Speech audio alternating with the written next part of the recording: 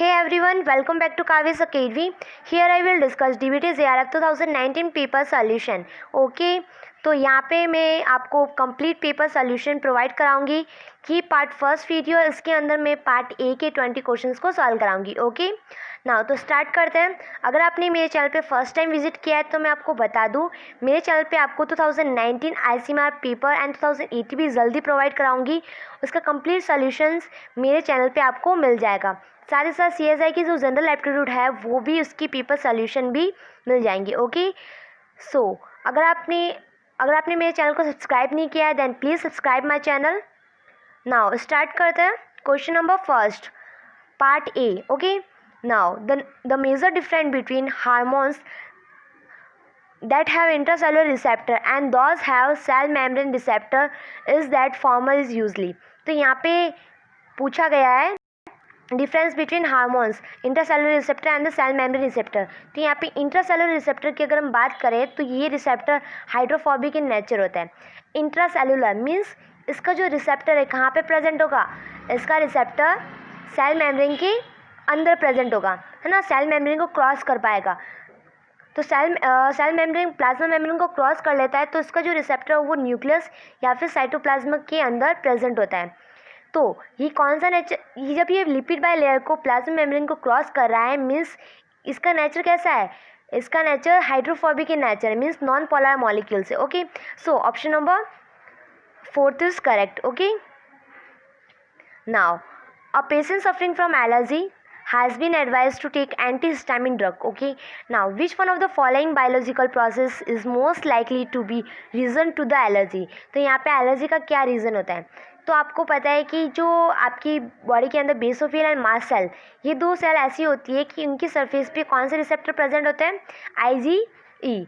Okay and ये क्या करते हैं, जो भी एलर्जी कॉज सब्सटेंस होते हैं उसको रिकॉग्नाइज करते हैं, लाइक पॉलन ग्रेन हुआ है ना, उसका डीग्रेनुलेशन करते हैं. तो यहाँ और इसकी वजह से क्या होता है, हमारी बॉडी के अंदर एलर्जी कॉज होती है. ये मीन्स हाइपर सेंसिटिविटी क्रिएट करता है, हमारा जो इम्यून सिस्टम होता है उसको अलार्म क्रिएट करता है, तो हमारी बॉडी के अंदर एलर्जी कॉज हो जाएगी. तो यहाँ पे जो एलर्जी कॉज का जो रीज़न है that is the mast cell degranulation. Okay यहाँ पे जो मास्ट सेल प्लस IgE ये हाइपर सेंसिटिविटी टाइप फर्स्ट होता है ना. So option number first is correct. Now, question number third. Which one of the following statement is not true for enhancer element? तो यहाँ पे enhancer element के लिए कौन सा ऑप्शन ट्रू नहीं है. तो जो enhancer element होता है वो DNA of eukaryotic system which have a sequence, वहाँ पे सीक्वेंस भी अलग अलग टाइप की होती है ना, उसके अंदर साइलेंसर सीक्वेंस होती है, एक्स्ट्रा सीक्वेंस भी होती है, लाइक साइलेंसर होता है, इनहेंसर सीक्वेंस भी होता है ना, promoter cistron and transcription factor. तो यहाँ पे जो इनहेंसर सीक्वेंस है, इनहेंसर सीक्वेंस क्या करती है कि ये जब ट्रांसक्रिप्शन फैक्टर को एक्टिव करती है इसके साथ बाइंड होके, मीन्स ट्रांसक्रिप्शन जो रेट है उसको क्या करेगी, इंक्रीज़ करेगी, है ना. तो ये क्या करती है, ट्रांसक्रिप्शन रेट को इंक्रीज़ करती है. और साइलेंसर जिसका ऑपोजिट वर्क करता है, साइलेंसर सीक्वेंस क्या करती है, साइलेंसर एलिमेंट वो ट्रांसक्रिप्शन की जो रेट है उसको सप्रेस करती है ना. तो यहाँ पे इनहेंसर का बात पूछा गया है, तो यहाँ पे DNA ऐसा होता है तो ये ऐसे राउंड हो जाता है ना, मीन्स ये up stream and down stream दोनों रेगुलेट मीन्स दोनों जीन्स को रेगुलेट करता है. एंड ये near by and distinct gene दोनों को ही रेगुलेट करेगा. तो यहाँ पे जो ऑप्शन है, option number first, it can down stream of the gene it regulate, तो ये भी करेक्ट है. It can only regulate near by gene, तो ये ऑप्शन आपका होता है इनकरेक्ट, क्योंकि यहाँ पे लिखा है ओनली, है ना, बट ओनली नहीं होता है, they can also regulate the distinct gene. So option number second is incorrect. यहाँ पे इनकरेक्ट स्टेटमेंट पूछा गया है इसलिए जो बी ऑप्शन है आपका होता है इनकरेक्ट. ओके ना ऑप्शन नंबर थर्ड देखते हैं. It can be upstream of the gene it regulate, so option correct. And it can with in the intron of the gene, ये भी करेक्ट है. So option number B is incorrect, so option number B is right. Okay now which one of the following statement about allele is not true. तो यहाँ पे allele की बात पूछी गई है, तो आपको पता है कि alleles होता है अलील दो ऑपोजिट कैरेक्टर होता है ना, मीन्स कोई जीन है उसका टॉल कैरेक्टर है, स्मॉल टॉल, मीन्स जीन अगर इसकी हाइट की बात कर रहे हैं प्लांट की हाइट की, तो एक कैपिटल टी होता है एक स्मॉल टी होता है, मीन्स दो कंट्रैक्शन कैरेक्टर होते हैं, अलील्स हो गए। तो यहाँ पे हर जीन के दो अलील्स हो सकते हैं, या फिर टी एन टी या फिर टी एन टी या फिर टी एन टी, है ना, कैसे भी हो सकते हैं। तो यहाँ पे जो अलील्स होते हैं वो हमेशा क्रोमोसोम पे सेम लोकेशन में प्रेजेंट होते हैं, सेम क्रोमोसोम में सेम लोकेशन में प्रेजेंट होते हैं। बट यहाँ पे जो ऑप्शन नंबर फर्स्ट दे रखा है, they may have occupied different loci in same chromosome, तो ये ऑप्शन इनकरेक्ट होता है क्योंकि यहाँ पे same loci in the same chromosome होगा। ओके, एंड आपको पता है कि जो अलील्स होते हैं वो डोमिनेंट एक के ऊपर, मीन्स अगर ये ऐसा अलील है, दो अलील है यहाँ पे, है ना, तो ये आपको पता है कि कैपिटल टी स्मॉल टी के ऊपर डोमिनेंट है, इसलिए option number C is correct. Okay, and यहाँ पे दी में शो को डोमिनेंट, को डोमिनेंस का मीन्स होता है दोनों डोमिनेंसी शो करता है, तो ये ऐसा ऑप्शन कहाँ पे होता है, ह्यूमन ब्लड के अंदर, है ना। ए एंड बी जो अलील्स होते हैं यहाँ पे, तो A B blood group show करता है, मीन्स दोनों कैसा को डोमिनेंट है, अपने दोनों कैरेक्टर को शो कर रहा है। So option number D is also correct. So incorrect statement पूछा गया अगेन यहाँ पे, so option number A is correct. Okay, now allele A is dominant over a, तो यहाँ पे क्या बोला गया है कि allele A is dominant on the a. Okay, the result of dark skin pigmentation, तो यहाँ पे ये कंडीशन है, ये जो डोमिनेंट है वो डार्क स्किन पिगमेंटेशन है। Okay, in a meeting A with a, तो यहाँ पे ए एंड ए की स्मॉल ए के साथ मीटिंग हो रही है, मीन्स ये कंडीशन है। Offspring are produced. If 6 offspring are produced, the probability of all having dark pigment is, तो यहाँ पे क्या पूछा गया है कि सारे डार्क होने की प्रोबेबिलिटी 6 ऑफस्प्रिंग में कितनी है। तो यहाँ पे देखो, पहले तो क्रॉसिंग ओवर करेंगे हम, तो यहाँ पे क्रॉसिंग ओवर करने पे हमें मिलता है capital A small A and ये कंडीशन मिलती है ना। तो यहाँ पे आपको पता है कि जो कैपिटल ए है डोमिनेंट कैरेक्टर, मीन्स ये भी डोमिनेंट है, ये भी, ये और ये भी, तो तीनों के तीनों इंडिविजुअल्स कैसे मिलेंगे, डार्क स्किन पिगमेंटेशन, है ना। तो यहाँ पे अगर रेशियो की बात करें तो 3:4 की रेशियो में इंडिविजुअल्स कैसे है, डार्क पिगमेंट। ओके, तो यहाँ पे कितने ऑफस्प्रिंग है, 6 ऑफस्प्रिंग है, मीन्स यहाँ पे सबकी प्रोबेबिलिटी बतानी है। तो अगर 1 इंडिविजुअल्स की प्रोबेबिलिटी 3/4 है, मीन्स डार्क पिगमेंट आने की, तो 6 ऑफस्प्रिंग की कितनी होगी, तो मल्टीप्लाई इसकी पावर 6 कर दो, तब इसको हम सॉल्व करते हैं।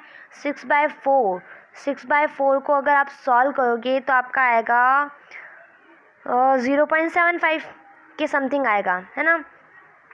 तो यहाँ पे जब इसको सॉल्व करते हैं, तो इसकी पावर को जब सॉल्व करते हैं, तो यहाँ पे आपका जो आएगा आंसर अप्रॉक्सीमेटली 0.767 ऐसे कुछ आएगा, मीन्स 0.8 मान लो, है ना, 0.18 मान लो, तो option number first is correct.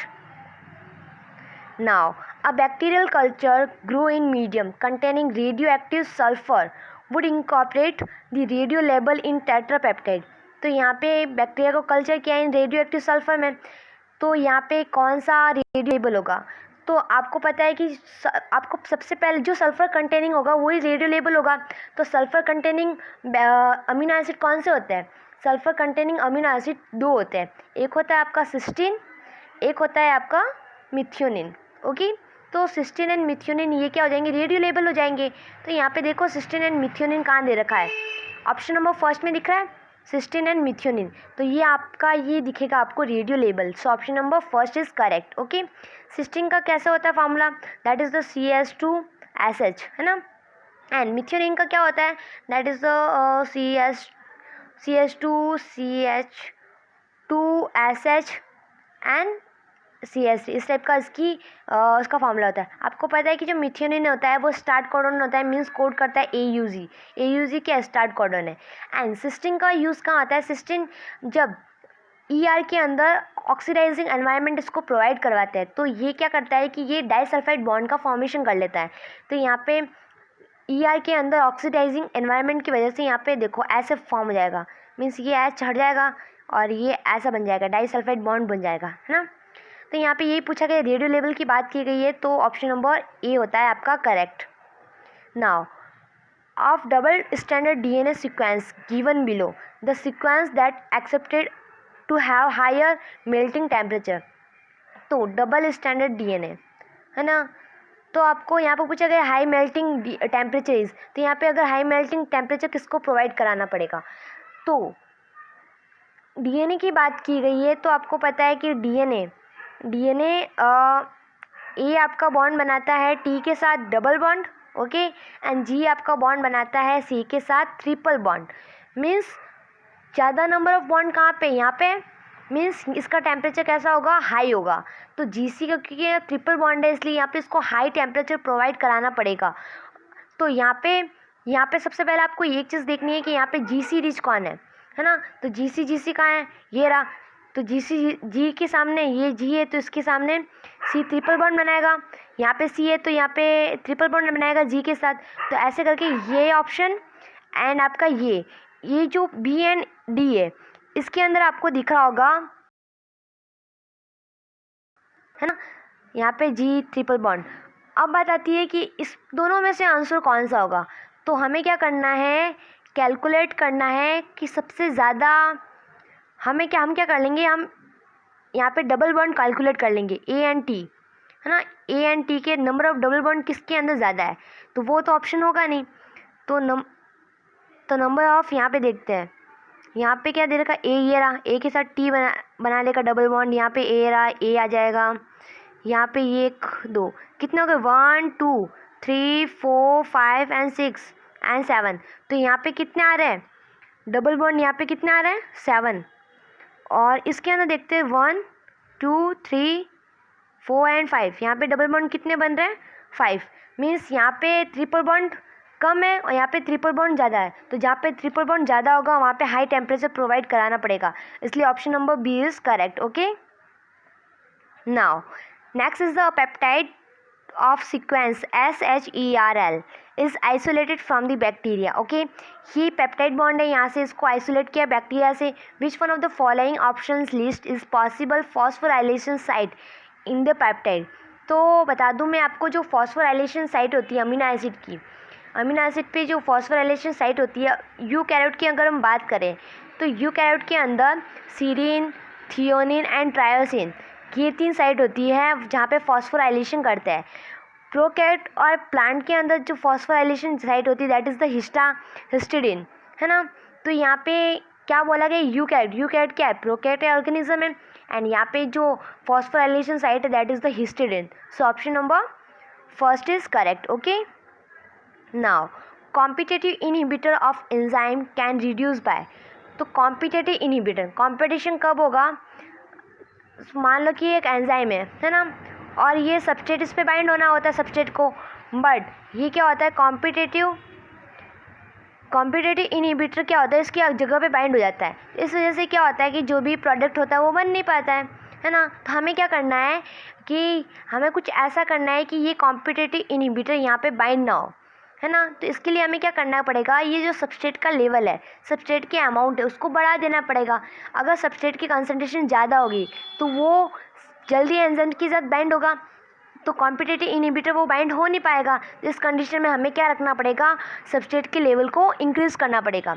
So increase the amount of substrate is option number B is correct, okay. Now the sequence of first strand of DNA is obtained after reverse transcriptions of bacteria of mRNA is same as। तो यहाँ पे क्या दे रखा है, reverse transcription हो रहा है। ये मान लो कि ट्रांसक्रिप्शन प्रोसेस है ना, यहाँ पे क्या बना, mRNA बना। तो mRNA किसकी जैसे सेम होता है, एंटीसेंस के बराबर होता है। जो एंटीसेंस में किसका ऑपोजिट होता है, एंटीसेंस के जैसे इसका होता है वैसा का वैसा उसका जो ऑपोजिट एंटीसेंस होता है ना। बट एंटीसेंस और ये इसका जो नंबर ऑफ न्यूक्लियोटाइड किसके बराबर होगा, सेंस के बराबर होगा, है ना। तो यहाँ पे क्या हो रहा है, रिवर्स ट्रांसक्रिप्शन हो रहा है। मीन्स जो mRNA वापस किस में कन्वर्ट हो रहा है, डीएनए में कन्वर्ट हो रहा है। तो mRNA कन्वर्ट हो रहा है डीएनए के अंदर कन्वर्ट हो रहा है। तो डीएनए के अंदर कन्वर्ट हो रहा है तो इसका इसकी जो स्ट्रेंथ है, इसकी जो नंबर ऑफ न्यूक्लियोटाइड है किसके बराबर होंगे, इसकी जो नंबर ऑफ न्यूक्लियोटाइड एंटीसेंस के बराबर होंगे, है ना। So option number first is correct, that is the antisense DNA strand, okay, same as a antisense DNA strand. Now statin inhibit biosynthesis. तो जो स्टेटिन ड्रग्स होती है वो जो हार्ट की पेशेंट होता है उनको दी जाती है। क्यों दी जाती है? क्योंकि हार्ट की पेशेंट में क्या होता है कि कोलेस्ट्रॉल का लेवल बहुत ज़्यादा हो जाता है, तो कोलेस्ट्रॉल के लेवल को कम करने के लिए ये ड्रग दी जाती है। तो यहाँ पे जो they inhibit the biosynthesis of cholesterol, okay. So option number D is correct. Now, a fetus, which of the following karyotype will not survive at a birth? तो यहाँ पे क्या दे रखा है कि इनमें से कौन सा फीटस है वो सर्वाइव नहीं कर पाएगा बर्थ के टाइम। तो यहाँ पे जो आंसर है that is the option number first is correct. क्यों है? क्योंकि जो ह्यूमन एम्ब्रियो होता है, ह्यूमन एम्ब्रियो विदाउट एक्स के बिना वो सर्वाइव नहीं कर पाता है। अगर वहाँ पे एक्स क्रोमोसोम प्रेजेंट है तो ही सर्वाइव करेगा, अगर एक्स क्रोमोसोम नहीं है तो वो सर्वाइव नहीं करेगा। तो देखो option number B, C and D, इन तीनों के अंदर एक्स क्रोमोसोम प्रेजेंट है, इसलिए ये ऑप्शंस नहीं होंगे। किसके अंदर एक्स क्रोमोसोम एब्सेंट दिख रहा है? That is the 45Y। तो यहाँ पे जो ऑप्शन है फर्स्ट होता है आपका करेक्ट, ओके। अगर इसकी जगह 45X दे रखा तो भी ये राइट होता, क्योंकि यहाँ पे एक्स क्रोमोसोम प्रेजेंट है ना। ह्यूमन एम्ब्रियो के अंदर एक्स क्रोमोसोम की प्रेजेंट एंड एब्सेंस की बेसिस पे ही वो सर्वाइव करता है। So option number first is incorrect. So correct option होगा आपका फर्स्ट, है ना। इनकरेक्ट पूछा गया, नॉट सर्वाइव पूछा गया, सॉरी। तो नाउ नेक्स्ट देखते हैं। If a cell carrier 21 pair of chromosome just after completion of mitotic telophase, तो यहाँ पे कितने हैं? 21 pair of chromosomes, okay. How many chromatin will be there in metaphase? तो यहाँ पे नंबर ऑफ chromatid पूछा गया है, तो 21 pair of chromosome, तो पेयर है मीन्स क्रोमोसोम्स कितने हो गए? 21 + 21 that is the 42 chromosome. 42 chromosome है तो क्रोमेटिड कितने होते हैं? एक क्रोमोसोम में टू क्रोमेटिड होते हैं, तो 42 क्रोमोसोम में कितने होंगे? 42 × 42, sorry 42 × 2 that is the 84। So option number third is correct, okay. Number of chromatid is 84। Now molecular mass of protein can not be determined by.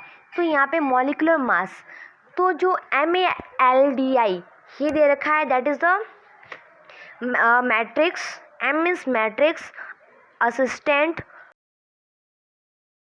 as desorptions, L means ionization, T means time of fight mass spectrometry, है ना। तो यहाँ पे इसमें generally अगर protein की basis पे बात की जाए तो प्रोटीन का आइडेंटिफाई किया जाता है अकॉर्डिंग टू देयर मास, है ना। सो ऑप्शन नंबर ये करेक्ट होगा। जेल फिल्टर क्रोमेटोग्राफी, तो जेल फिल्टर क्रोमेटोग्राफी भी सेल फिल्टर क्रोमेटोग्राफी होती है, वो भी मास के अकॉर्डिंग इसमें सेपरेट किया जाता है, मॉलिक्यूलर वेट एंड उसके साइज़ के अकॉर्डिंग उसको सेपरेट किया जाता है, तो ये भी ऑप्शंस करेक्ट है। Now option number 4 that is SDS phase, ये भी जो प्रोटीन होता है उसकी मास के अकॉर्डिंग उसको सेपरेट किया जाता है, तो ये भी करेक्ट है। बट जो ऑप्शन नंबर सी दे रखा है दैट इज़ द क्रोमेटोफोकसिंग, ये प्रोटीन का सेपरेट आइसोइलेक्ट्रिक की बेसिस पे किया जाता है ना, नॉट फॉर द मास के अकॉर्डिंग नहीं किया जाता है। तो यहाँ पे जो इनकरेक्ट स्टेटमेंट है that is the option number C, okay. Now the lack of reactivity to self HLA is known as HLA। तो सेल्फ लैक ऑफ रिएक्टिविटी, खुद के साथ रिएक्टिविटी नहीं करेगा, that is the tolerance. So option number D is correct, okay. Now, the frequency of two alleles of a population is 0.9 and 0.81. If the population of Hardy-Weinberg equations, what will be the percentage of heterozygote individual in a population? तो यहाँ पे किसकी percentage पूछा गया है? यहाँ पे पूछा गया है हेटेरोजाइगोट पॉपुलेशन का, है ना। तो इसका जो फार्मूला आता है आपको पता है कि एक तो इसका फार्मूला होता है ये होता है ना। एक दूसरा फार्मूला इसका होता है A² + 2AB + B², ये होता है इक्वल टू 1। तो यहाँ पे हमें हेट्रोजाइगस की पॉपुलेशन निकालनी है, मीन्स हम फॉर्मूला यूज़ करेंगे 2AB, है ना। तो यहाँ पे वैल्यू पुट कर लेना हमें, तो 2 इंटू 0.19 इंटू 0.81।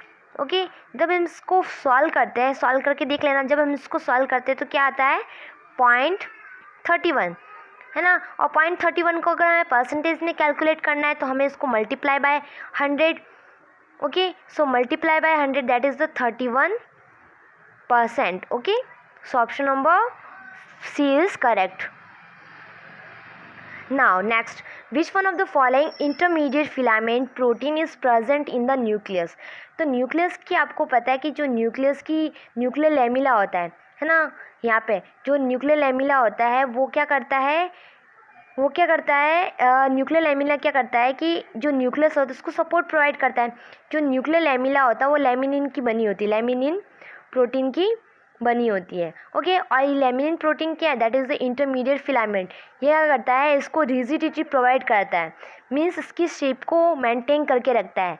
सो यहाँ पे पूछा गया है which one of the following intermediate filament present in the nucleus, कौन सा फिलामेंट प्रेजेंट है न्यूक्लियस के अंदर, that is the lamin. Okay, so option number B is correct. Okay, now one of the following strand of the cell containing 4 chromosome are label. तो यहाँ पे sorry, all the DNA strand of cell containing 4 chromosome are label. तो सारे DNA को chromosomes को label कर देगा after 1 division के बाद the daughter cell are the label DNA। तो यहाँ पे कितने मिलेंगे, जब चारों क्रोमोसोम को लेबल किया गया है तो डॉटर सेल में भी उतने ही क्रोमोसोम्स लेबल दिखेंगे। सो option number 4 is correct. Okay, now which one of the following statement is incorrect about the facilitated diffusion? तो facilitated diffusion आपको पता है कि ट्रांसपोर्ट 2 टाइप के होते हैं, एक होता है एक्टिव ट्रांसपोर्ट, एक होता है पेसिव ट्रांसपोर्ट, है ना। एक्टिव ट्रांसपोर्ट मीन्स एनर्जी की रिक्वायरमेंट है, मीन्स ATP की रिक्वायरमेंट है, एंड जो वर्क होता है वो लो टू हाई होता है, मीन्स जब भी तो ऊपर नीचे से ऊपर जाए तभी तो एनर्जी की रिक्वायरमेंट है, मीन्स जो काम है वो अगेंस्ट द कंसंट्रेशन ग्रेडियंट होगा। ओके, नाउ पेसिव की जब हम बात करते हैं वहाँ पे कोई भी एनर्जी की रिक्वायरमेंट नहीं होती है, ATP की रिक्वायरमेंट नहीं होती है। क्यों नहीं होती है, क्योंकि यहाँ पे जो ट्रांसपोर्ट होता है वो लो टू हाई होता है, सॉरी हाई टू लो होता है ना, ऊपर से नीचे आ रहा है। एंड तो यहाँ पे हाई टू लो है तो यहाँ पे जो काम है वो हमेशा अलोंग द कंसंट्रेशन ग्रेडियंट होगा, है ना, अलोंग द कंसंट्रेशन ग्रेडियंट। तो यहाँ पे जो ऑप्शन नंबर डी दे रखा है, यहाँ पे क्या दे रखा है, अगेंस्ट द कंसंट्रेशन ग्रेडियंट, तो ये नहीं होगा। ये क्यों नहीं होगा, क्योंकि ये एक्टिव ट्रांसपोर्ट के अंदर होता है ना, पेसिव के अंदर नहीं होता है, क्योंकि facilitated diffusion is also part of the passive transport. Okay, so option number ये तो होगा नहीं। नाउ फिर हम देखते हैं, तो यहाँ पे जो आंसर है that is the option number D is correct. Okay, क्योंकि यहाँ पे अगेंस्ट दे रखा है, यहाँ पे अगेंस्ट नहीं होता है, यहाँ पे अलोंग होता है। Okay, so option number D is correct. तो यहाँ पे जो फैसिलिटेटेड डिफ्यूज़न होता है इसकी कुछ खास बात होती है। इसकी क्या खास बात होती है कि जो फैसिलिटेटेड डिफ्यूज़न होता है वो एक तो हाई टू लो हो गया, अभी मैंने बता दिया आपको, एंड लार्ज साइज़ के मॉलिक्यूल्स का ट्रांसपोर्ट करेगा और स्पेसिफिक साइज़ के मॉलिक्यूल्स का ट्रांसपोर्ट करेगा, है ना। तो यहाँ पे ऑप्शन नंबर क्या दे रखा है, the rate is higher than diffusion. तो यहाँ पे जब हम ग्राफ देखते हैं जब, तो यहाँ पे डिफ्यूज़न का ग्राफ ऐसे बनेगा, है ना, एंड फैसिलिटेटेड डिफ्यूज़न का ग्राफ ऐसे बनेगा, एंड कैरियर का ग्राफ आपका ऐसे बनेगा। मीन्स यहाँ पे देखो कि जब डिफ्यूज़न की रेट यहाँ पे इतनी है, इसी पॉइंट में यहाँ पे इसकी यहाँ पे इतनी है ना। तो यहाँ पे जो रेट ऑफ डिफ्यूज़न होता है, rate of diffusion facilitated diffusion में क्या होता है, ज़्यादा होता है। वो बात अलग है कि उसमें सैचुरेशन आ जाती है और डिफ्यूज़न में कोई सैचुरेशन नहीं आती है, बट यहाँ पे जो रेट ऑफ डिफ्यूज़न है वो हाई होता है फैसिलिटेटेड डिफ्यूज़न में, इसलिए यह भी करेक्ट हो गया। सो ऑप्शन नंबर यहाँ पे इनकरेक्ट पूछा गया है, तो option number D is incorrect. Okay, now next देखते हैं, the variable number of tandem repeated that is a V and TR is DNA molecules highly useful in। तो जो tandem repeated number है ना, वो हम यूज़ क्या करते हैं, वो डीएनए फिंगरप्रिंटिंग में यूज़ करते हैं। कैसे कि इसका सपोज़ कर लो कि कोई पेरेंट का डीएनए है और यहाँ पे डॉटर का डीएनए, हमें आइडेंटिफाई करना पड़ता है ना कि ये इसका पेरेंट है कि नहीं है, ये इसका डॉटर है कि नहीं है। तो इसका जो टैंडम जो डीएनए की सेगमेंट होता है कितना ज़्यादा मैच करेगा, उसके हिसाब से पता चलता है कि हाँ ये इसका डॉटर है कि नहीं है, या फिर कोई क्राइम हो रखा होता है वहाँ पे यूज़ करते हैं। सो ये डीएनए फिंगर प्रिंटिंग में बहुत ज़्यादा यूज़फुल होता है। So option number first is correct. Okay now, तो यहाँ पे हमने टोटल डीबीटी के टोटल 20 पार्ट ए के 20 क्वेश्चंस को सॉल्व किए। ओके, मेरी जो नेक्स्ट वीडियो होगी उसके अंदर मैं नेक्स्ट 20 क्वेश्चंस को सॉल्व कराऊंगी। ओके, सो अगर आपको ये वीडियो यूज़फुल लगी है तो प्लीज़ मेरे चैनल को सब्सक्राइब करना, वीडियो को लाइक करना एंड वीडियो को शेयर करना। Okay, so thank you so much for watching my video. Bye bye.